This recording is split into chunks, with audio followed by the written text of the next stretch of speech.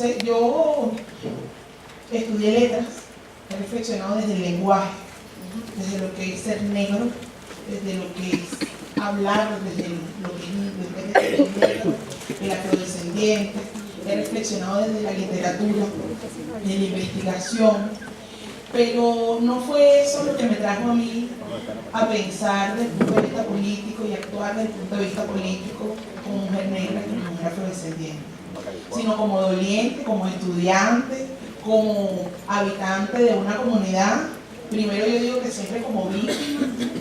Ustedes que trabajan con niños, con muchachitos en las escuelas, en las distintas comunidades, donde tenemos los niños que andan con sus moñitos, con sus luanguitos, que tienen sus características, sus especificidades familiares, culturales, donde muchas veces esa raíz africana está mucho más presente que la otra raíz europea que también es nuestra, esa raíz indígena que es nuestra, esa indígena venezolana de la Vía Yala, pero que con las otras hemos encontrado dónde colocarlas, que las hemos reivindicado, que le hemos dado su sitial de honor y que sabemos históricamente a qué obedece, pero que con esa raíz, que con ese ancestro, que con esa cultura negra venezolana, todavía no sabemos qué hacer. Todavía esa cultura venezolana sigue ensombrecida por la colonia, por la colonia como época y por el colonialismo como práctica, con la dominación, que desde los medios de comunicación actúa de manera más rápida muchas veces que nosotros y que nuestra capacidad de reflexionar. Entonces, la invitación es a reflexionar. Yo voy a colocar aquí algunos temas, algunas palabras, algunas experiencias, para que ojalá en cada uno de ustedes se vaya formando lo que yo llamo ese ojo cartográfico, ese ojo acucioso, ese ojo que está pendiente en lo social, porque esto no solo es en lo social, que está pendiente en lo político, que está pendiente en lo pedagógico, para atajar el racismo, para atajar la discriminación, que es el verdadero problema. Porque aquí el problema no es ser indígena, ni es ser negro, ni es ser mujer, ni es tener ninguna discapacidad, o ser gordo, o ser bonito, o lo que llaman los patrones de cultura ser bello o feo. Aquí el problema es el capitalismo y las estructuras que ha creado para excluir a otros seres humanos. Entonces por ahí vamos a comenzar, vamos a hablar de afrovenezolanidad, vamos a hablar de negritud, vamos a hablar de la raíz africana en Venezuela, pero desde el principio de que el capitalismo fue el que trajo esa agenda hacia nosotros, ¿no?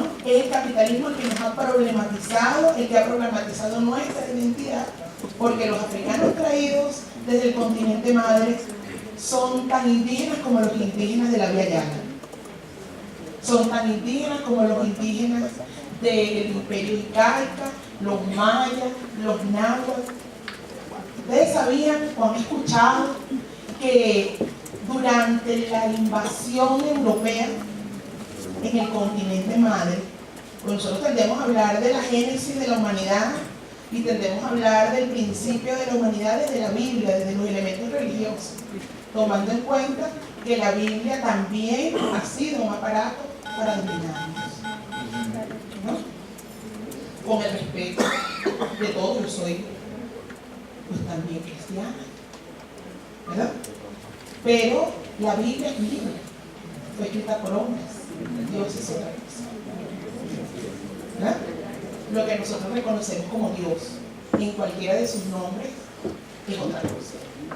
Pero la Biblia fue un libro que tiene muchos evangelios, unos que conocemos, que fueron seleccionados a dedo por un grupo político hace unos cuantos siglos, y otra que es la que desconocemos, es así. Entonces cuando hablamos de religión es así. Gracias. Concilio de Nicea y de Constantinopla. Yo no recordaba el nombre. El emperador Constantino decide cuáles son los códices que van a constituir parte de la Biblia, que es lo que constituye la base o el fundamento de la iglesia, se llama así, con todo el respeto, los católicos y los evangélicos. pero estamos hablando de historia, no estamos hablando de teología. Va a venir acá un compañero el día de mañana que va a hablar de teología, van a venir dos compañeros que van a hablar de teología. En este momento estamos hablando de historia. Entonces, se constituye, a partir de esos dos concilios, se constituye la iglesia. Fíjense ustedes cómo se llama. Una cosa es Cristo y otra cosa, y gracias por permitirme interrumpirte para introducir este elemento. Una cosa es Cristo y otra cosa es la iglesia o las iglesias que se construyeron para seguir con sus interpretaciones la enseñanza de Cristo. Se constituye la iglesia católica, apostólica y romana. Roma era un imperio. Por eso es que tú dices que el grupo político que define eso, ¿no? Porque hay un grupo político que pertenecía a la dirección del imperio más grande. Es algo así como que si surgiera en este momento la iglesia católica, apostólica y yanqui. Utilizaría quizá esa experiencia religiosa, esa experiencia de espiritualidad cristiana, pero lo que entraría o no allí sería de acuerdo a los intereses políticos y económicos de este imperio, que en este caso sería ya. Sí, insistimos, estamos hablando de política, estamos hablando de capitalismo, y el capitalismo utilizó la Biblia y utilizó un componente del ser humano, porque somos cuerpos tangibles, pero también somos alma, espíritu, ánima. Entonces, de esa necesidad espiritual que es inmanente al ser humano, inmanente. El ser humano tiene espiritualidad, la Biblia no es otra cosa. Entonces, de esa necesidad espiritual, el imperio español, Occidente, toma la Biblia y la convierte en un instrumento político para ideologizar, para atemorizar, para perseguir y para analizarla en función de sus intereses. Entonces de ahí se emite una visión de la mujer, ¿verdad?, que nos acompaña hasta nuestros días. En el medioevo los padres de la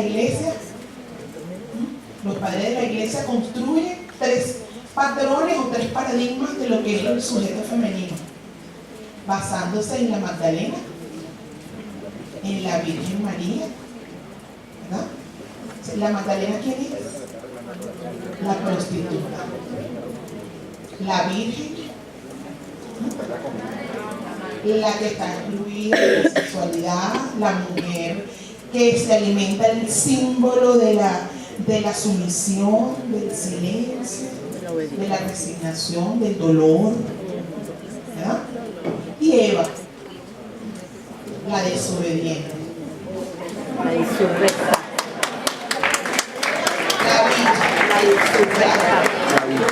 Entonces, eso es viejo, ¿no? Eso es nuevo. Y es la Biblia o las interpretaciones de la Biblia las que nos hacen ver eso. Porque yo les ilumino ese aspecto en este momento del capitalismo y cómo el capitalismo utilizó el elemento religioso y la necesidad espiritual del ser humano para colonizar. Porque nuestro continente madre, vamos a usarlo, no quiero hacer un debate aquí porque si no, no vamos a salir, ¿no? Pero la idea de ciencia, el ámbito de la ciencia nos dice que el último eslabón que se ha encontrado del ser humano con mayor data, con mayor vida, de mayor edad, de la osamenta humana encontrada en el orbe, en la Tierra, se consiguió en el continente madre. Cuando yo digo continente madre, no estoy hablando de la madre España, estoy hablando de África. Y cuando digo continente madre, porque ese eslabón perdido, ese eslabón más antiguo, es la llamada Eva genética. Es una osamenta de una mujer cuyo cráneo, cuya osamenta es superior al último encontrado. Lucy, le llaman la Eva genética. Lucy le llaman, claro, le llaman Lucy. Pero además, ya con la idea de la Eva genética, que uno podríamos hablar muchas horas, ¿verdad? Pero no lo vamos a hacer. Los yorubas, por ejemplo, que es un pueblo del que nos hemos alimentado y nos alimentamos cultural, espiritual e intelectualmente, tienen una idea de la creación también. Ellos también tienen su génesis, pero en su génesis la mujer no es traidora. En la génesis la mujer del pueblo yoruba no es puta.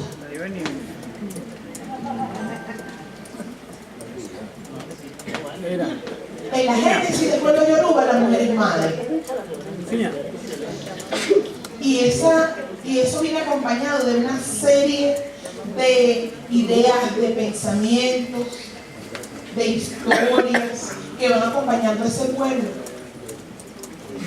Pero que eso no nos debería ser extraño, no es ajeno a nosotros, no está allá en África, es parte de nosotros, porque el capitalismo, en su fase incipiente, en su primera fase, se alimentó de la extracción forzosa de seres humanos del continente madre, no por gusto, de África, de la extracción de seres humanos, y alimentó el llamado comercio triangular. Lo van a haber escrito por aquí como trata negrera, comercio triangular.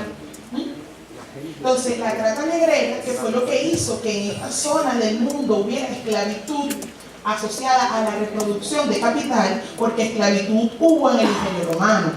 Claro. La esclavitud ha existido desde que existen las guerras, los conflictos entre los seres humanos, que también eso nos es inmanente, ¿no? Pero el capitalismo inventó la esclavitud para la reproducción de la riqueza por la riqueza. Pero además esa trata negrera no fue solamente como nos pensaban o como nos han hecho pensar, nos han hecho creer, que fue una trata donde agarraron un montón de negros porque eran muy fuertes, porque era mano de obra muy poderosa desde el punto de vista físico, parecido a los animales, sino que esa fue una trata selectiva. Una trata selectiva porque allá también había imperios indígenas. Está el imperio Chongay, el imperio Mali, y son imperios de mayor data que los que nosotros reconocemos en el Abya Yala, en nuestra América. Incluso hay teorías, se las voy a dejar ahí, que dicen si el origen de la humanidad es africano, con la ruptura de la Pangea, de la placa tectónica, todos somos africanos. Lo que hubo fue una migración por el tema de los incendios, de las explosiones, de los cambios climáticos, del deshielo o de la congelación de algunos casos de partes de la Tierra, donde hubo una migración y por adaptación el ser humano cambió su fenotipo.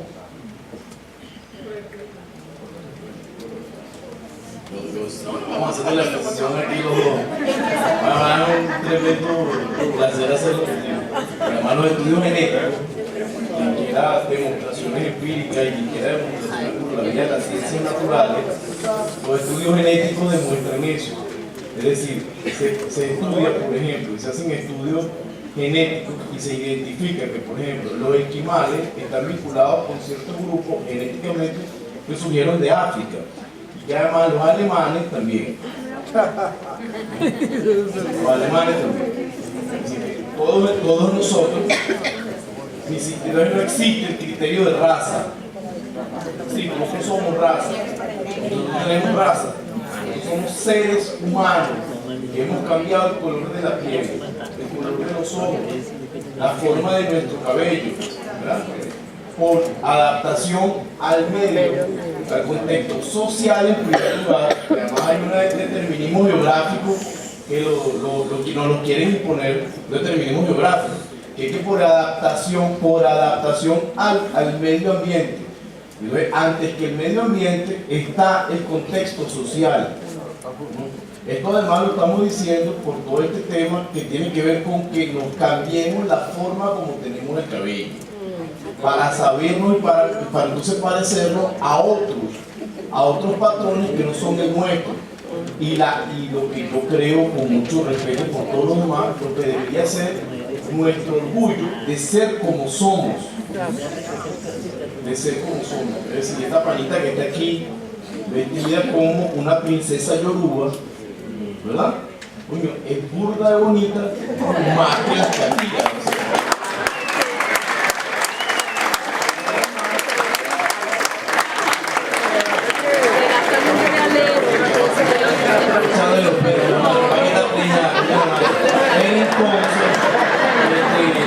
Hay un tema que además tiene que ver con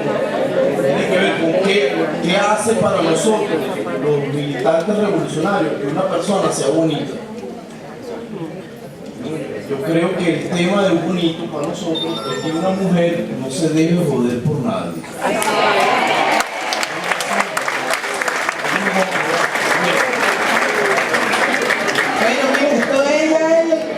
Entramos a la cumbre de la conversación, porque para allá vamos todos, evolucionando, ¿verdad? Y caminando, porque esto no es un proceso de 2 días, ni se acaba con una charla. Por eso yo voy dejando pequeños chinchecitos así, con palabras, con nombres, porque la intención es que entre todos y todas se nos quede algo prendido, o que eso me alborote algo que yo tengo prendido y me active a buscar más y hacerme un militante de estas causas. Porque si yo no creo en esto, si yo no defiendo esto, no va a llegar a los otros compañeros, no va a llegar a los niños y no va a llegar a la familia, que es el espacio donde nosotros tenemos que hacer revolución.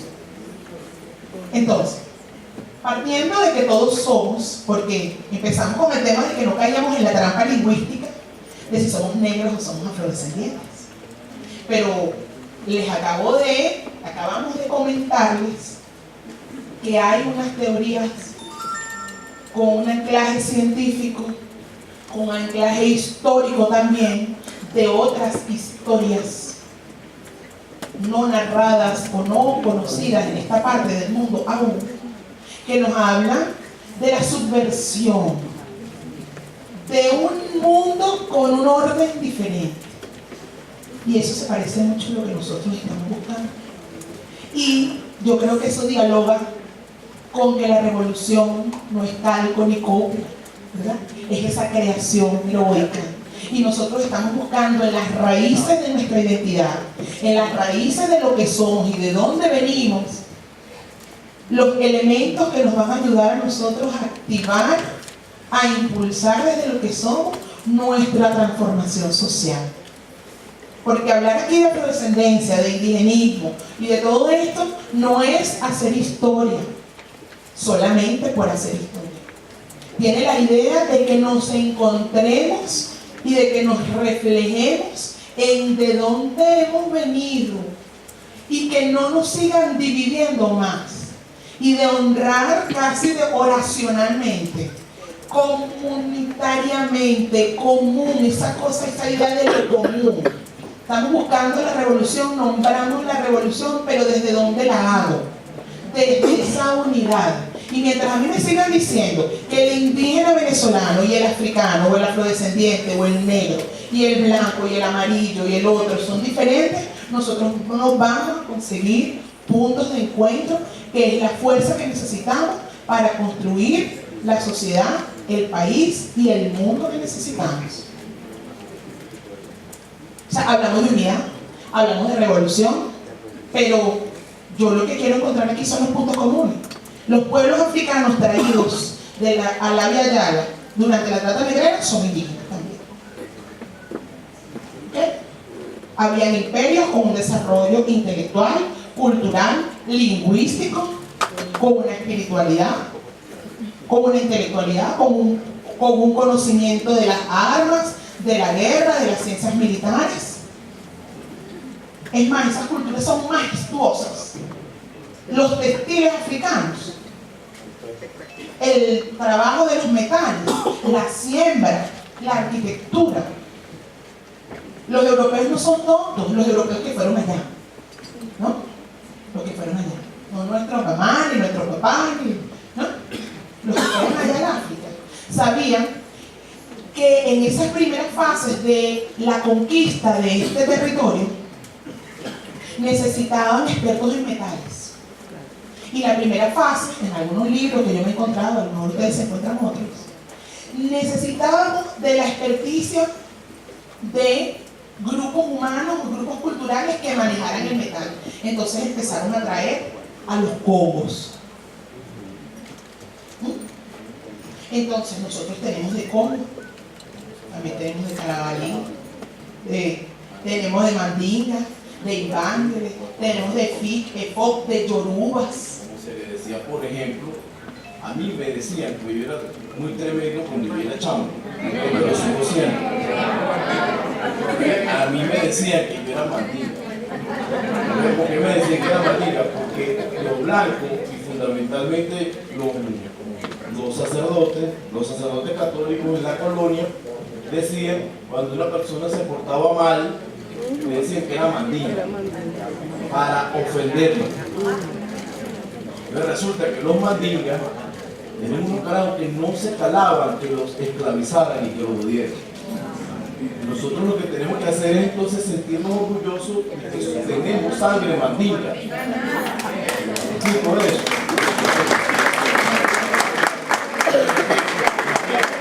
Nosotros agarramos un chamito en una escuela y decimos, si el chamito, que además son los chamos más inteligentes, somos los chamos más inteligentes. Le decimos, mira, tú eres un demonio, tú eres mandinga. Porque además, entre otras cosas, está el tema de que la religión y los valores espirituales que se trajeron los africanos, entonces fueron calificados como brujería para descalificar. Entonces, nosotros vamos a tener un espacio para hablar de teología. Queremos hablar desde el punto de vista histórico, es decir, lo que estaba santificado era la religión que nos impusieron en el genocidio, que lamentablemente utilizaron la figura de Jesucristo para cometer esa tremenda arbitrariedad y ese tremendo acto delincuencial que fue conquistar esta tierra y acabar, por ejemplo, con los taínos, que eran los arahuacos que habitaban Cuba, y que los españoles no dejaron a uno vivo, no dejaron a uno. Y eso lamentablemente, eso no es culpa de Cristo, eso es culpa de los conquistadores españoles, que su espada era a su vez una cruz, ¿no? Y en el proceso de conquista, de dominación, que tiene una expresión material, que es la explotación, entonces tenían que decir, tú Dios es un demonio, porque yo necesito para poder explotarte que tú no te reconozcas como unidad y como existencia. Y una existencia que tiene es que yo creo en tales ideas. ¿Me estoy explicando con eso? ¿Cómo conocemos ahorita, por ejemplo, a un santero? Lo conocemos como brujo, porque los católicos le dijeron, eso es un brujo, y usted adora a un demonio que es el Eguá, más ferefún el Eguá.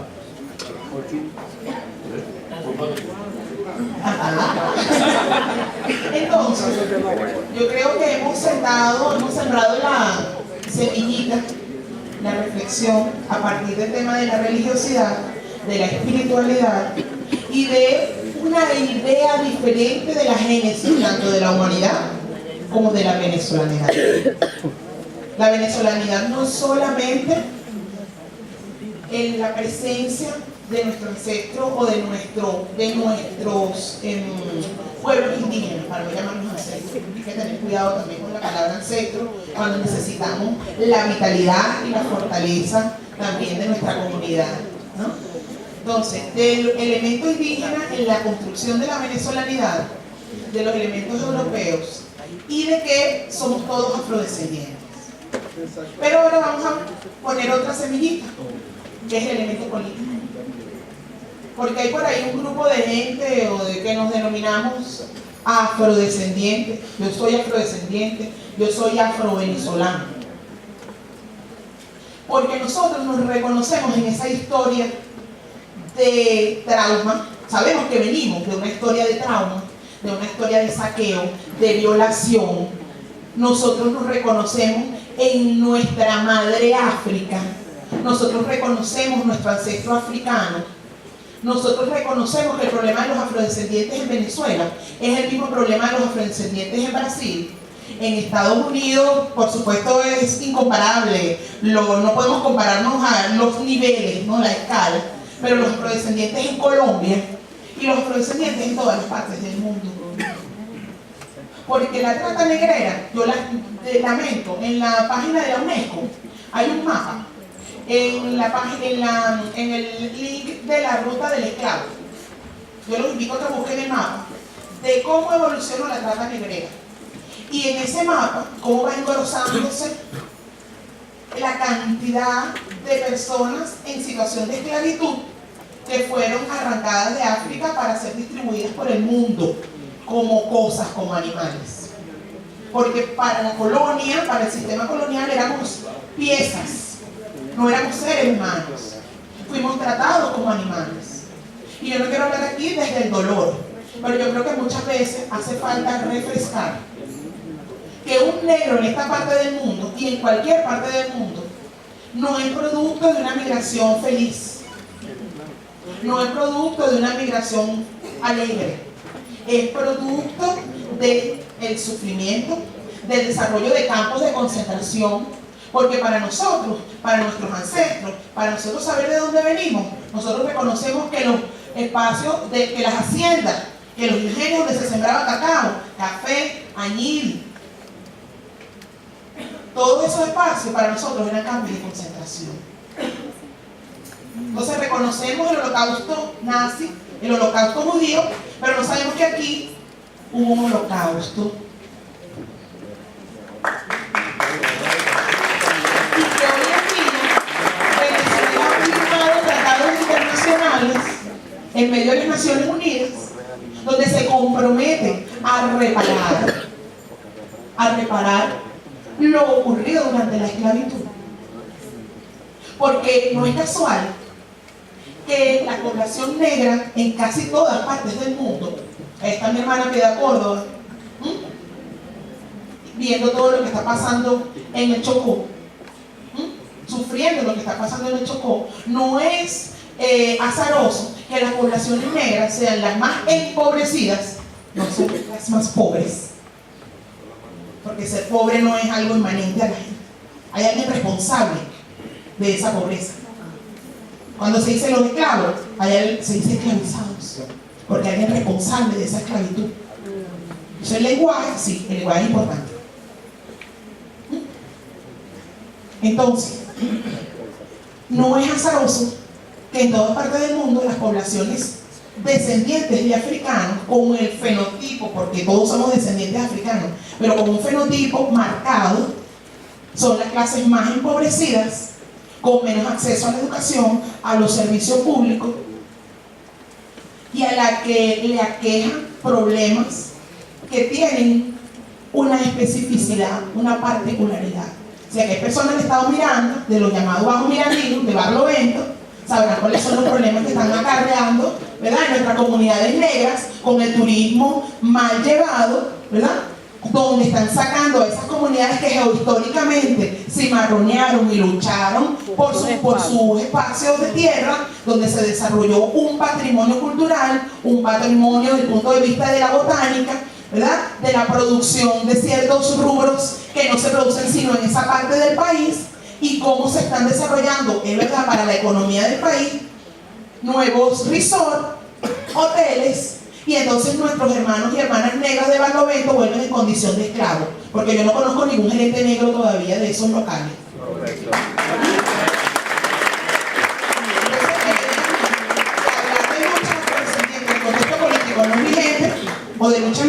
no es vigente.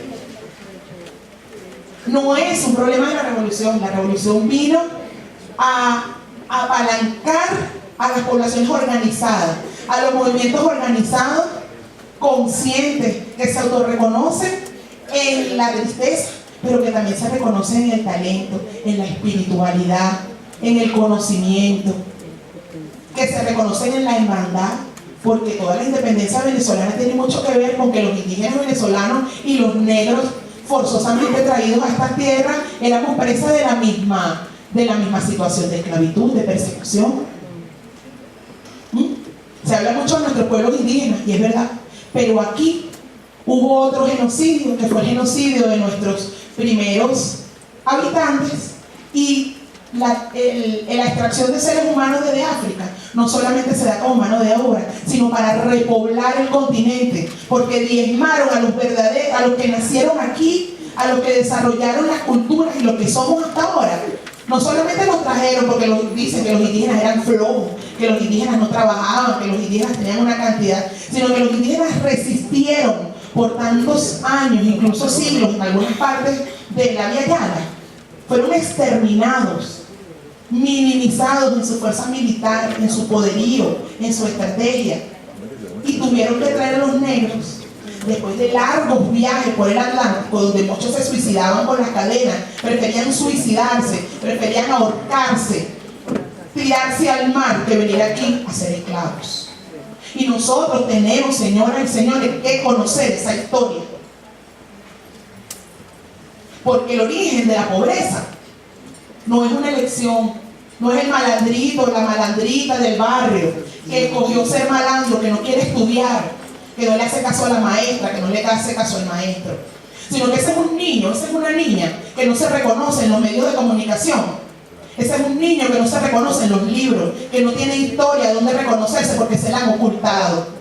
Entonces, si todo el mundo dice desde el diccionario que ser negro es malo, que ser negro es ser como un diablo, o es ser brujo, y todos los calificativos negativos que existen a nivel social y a nivel imaginario, que es peor, porque lo pensamos pero no lo decimos, lo actuamos. ¿Ah? Si ser negro es todo lo malo, entonces ¿para qué yo voy a estudiar? ¿Para qué yo quiero ser mejor?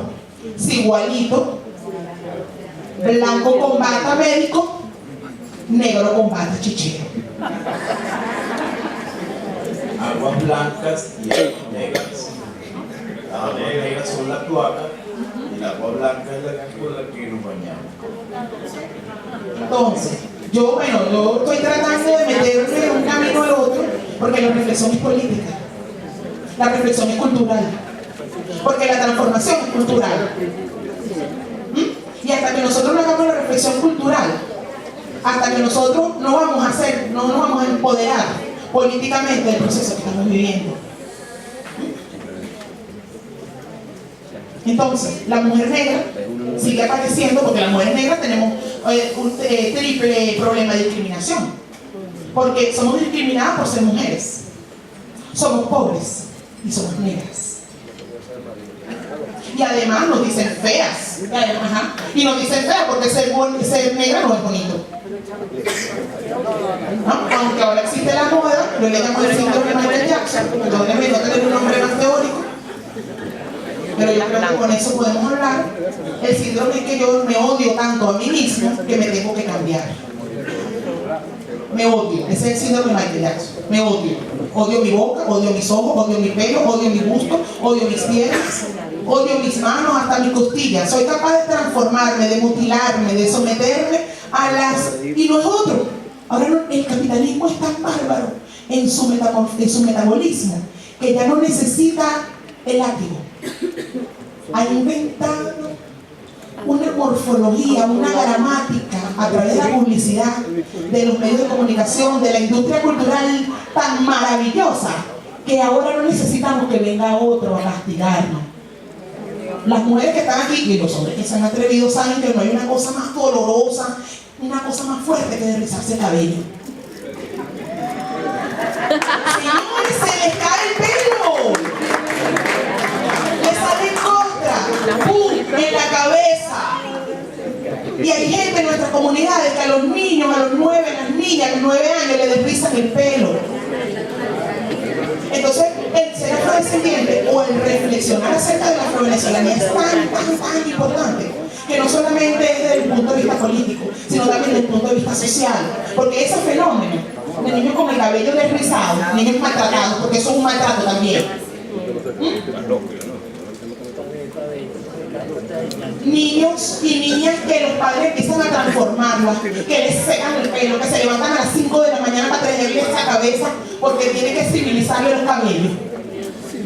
Porque ¿qué es lo que nosotros conocemos como buena imagen en los colegios? Y perdónenme que lo que estoy es dialogando. Esa imagen que está en la normativa de muchas escuelas, que es lo que conocemos como higiene. ¿Qué es higiene?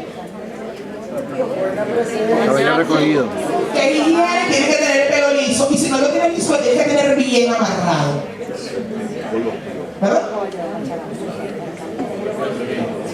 En la Consulta Nacional por la Calidad de la Educación, nosotros propiciamos un procedimiento para que participaran, luchamos de preescolar y luchamos de primero, segundo y tercer grado.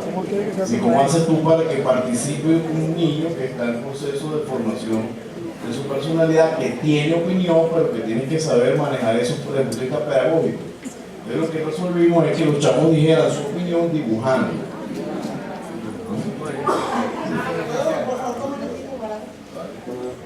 El color, fíjense las formas de agresión hacia la población negra. La paleta de colores que todos los niños esperábamos, ¿verdad? Yo me acuerdo, yo todavía me siento niña, porque me encantan los creyones. Cuando nos regalan unos creyones, o cuando nos compran la lista de útiles, o cuando podemos pintar en la escuela. ¿Cuál es el color? Color carne. ¿Y cuál es el color carne? Como rosado.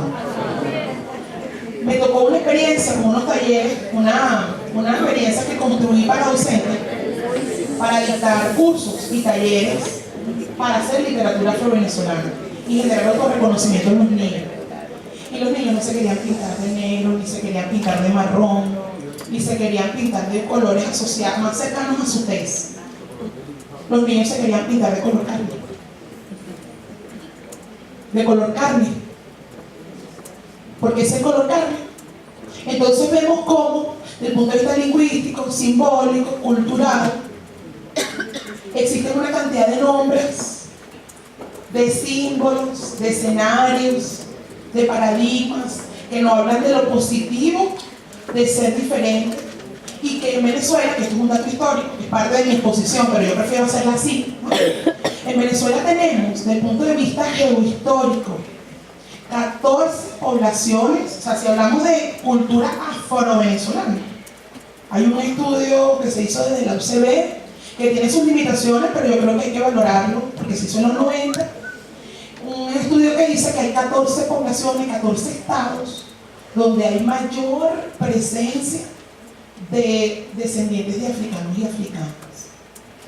En el estado de Yaracuy, cuando tú dices que quieres ir a farrear, ¿no?, te dicen acá donde los negritos. Entonces tenemos en Yaracuy, tenemos en el estado Zulia, ¿no?, en Bogures, Sierra de Perijá, con todo un patrimonio gastronómico, lingüístico, y nosotros no reconocemos eso como patrimonio, hermanos. Para nosotros, ¿cuál es la música nacional, la música típica? El joropo. En Venezuela debería haber tantas músicas típicas como seres humanos, poblaciones existan. Porque ¿quién va a decir que un San Juan, un San Benito, un San Pedro no es música venezolana? Eso sin de las piezas o de la instrumentación de la música indígena venezolana, de los pueblos, de los 30 y pico, casi 40 pueblos indígenas venezolanos, ¿no? Entonces, ahí está la otra reflexión política. Estamos en una sociedad que tiene que convertir el racismo, que no es como el racismo de Estados Unidos, porque el racismo en Venezuela no está matando gente desde el punto de vista formal, directo. Pero ustedes saben, yo estaba trabajando en el Ministerio de Interior y Justicia, en el Instituto Nacional contra la Discriminación Racial. Y ustedes saben que existe el perfil del delincuente. Existe, desde el punto de vista criminológico, el perfil del delincuente. Y el perfil del delincuente incluso nos lleva a nosotros que andamos por la calle y tenemos una persona con fenotipo afro y nosotros pensamos que esa persona nos va a robar. Entonces, ojo, esto no es una apología a las personas con otro fenotipo, a los blancos, a los indígenas. Pero lo que quiero apuntar, la invitación es a que veamos cómo está presente en nuestra sociedad un elemento que invisibiliza, que niega, que excluye, que no reconoce, incluso que no está capacitado porque no está formado para ver. Nos han formado el ojo para no verlo. Entonces ahora la invitación es a entrenar el ojo, a ponernos, porque no es lo que yo les diga. Yo les puedo hablar aquí de la gramática de Nebrija, de la Biblia, les puedo hablar de muchos elementos de la literatura, les puedo hablar de Memorias de Mamá Blanca, les puedo hablar de Mariátegui, donde es racismo directo, es profeso. Expresiones donde dicen que el negro en Venezuela es un elemento negativo. Es más, en la modernización del Estado venezolano que se dio en los 80, en la supuesta llamada modernización, incluso de Venezuela, de muchos de las sociedades latinoamericanas, se planteaba que la presencia étnica del negro era negativa porque generaba violencia en la sociedad. Para el imaginario cultural occidental, que es el que ha calado más en nosotros, porque desde ahí están escritos los libros que hemos y que estamos leyendo todavía. Aunque nuestra revolución, yo tengo que decir, yo trabajé en el Ministerio de la Cultura 10 años y participé en la producción de la colección para los niños. Entonces, y hemos trabajado mucho en hacer libros con nuevos contenidos, pero todavía no es el Ministerio de la Cultura que tiene 10 años, 14 años, es la revolución. La revolución viene a cargar con siglos de dominación, con siglos de coloniaje, con siglos de racismo, con siglos de capitalismo.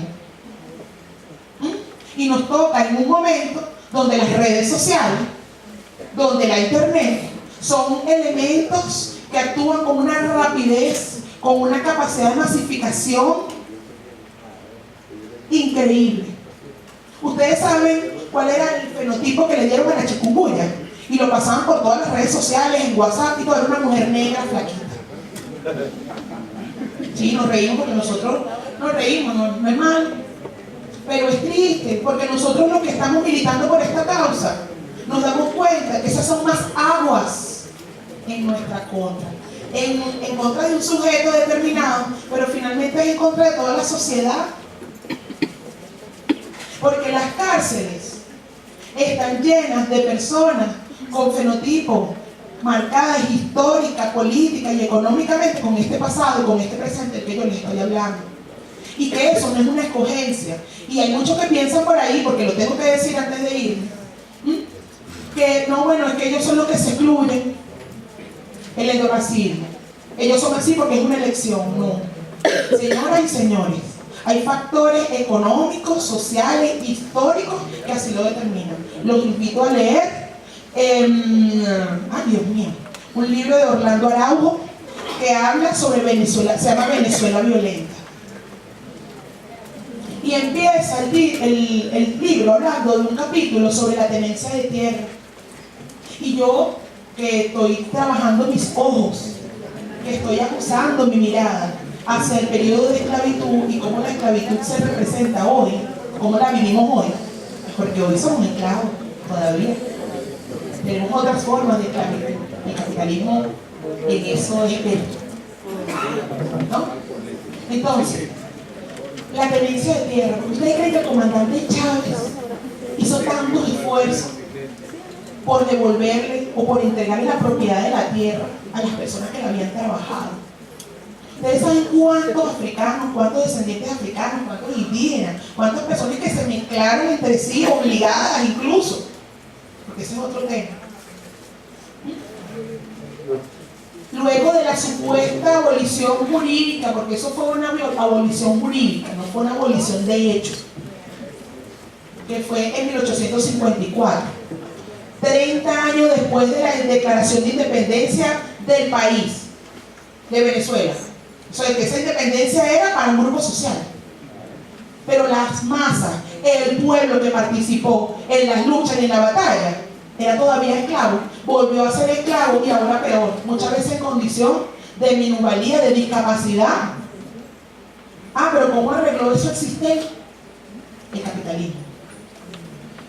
En su fase de incipiente, vamos a generar la abolición jurídica de la esclavitud. ¿Sabes cuántas veces decretó Bolívar la abolición de la esclavitud? Miranda estaba claro de que era imprescindible para el logro de la libertad, de la independencia, la liberación o el decreto de libertad de los esclavizados. Y ustedes han visto, incluso se manifestó en una de las películas que hicieron, que hizo La Vida del Cine, que hizo nuestro Ministerio de Cultura, cómo las castas, las élites de antes, que son las mismas élites de siempre, no estaban de acuerdo con eso. Entonces se libera a los esclavizados en 1854, pero se les alquila la tierra. Se pasaban 6 meses trabajando para pagar la tierra y los otros 6 meses para pagar todos los insumos que compraban en la pulpería de los dueños, siempre no los voy a nombrar. Entonces, nosotros no hemos empezado un proceso de liberación gracias a que tuvimos un líder que también hay que escuchar eso en la historia, es algo que rompe, que irrumpe, que marca. Nuestro comandante Chávez dijo, así como otros dijeron que no era bueno ser negro, él con todo ese liderazgo, con todo ese don de gente, con ese espíritu que vino a quebrar esa historia negativa de la que yo les estoy hablando, dijo que él era negro, que él era afrodescendiente. Y por eso las castas, las élites y los niños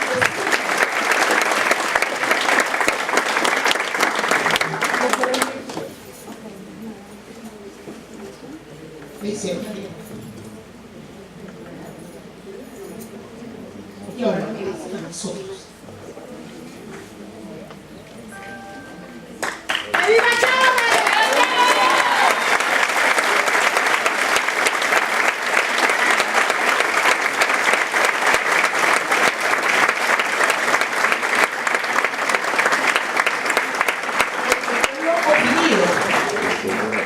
El pueblo silenciado, invisibilizado, el pueblo oculto,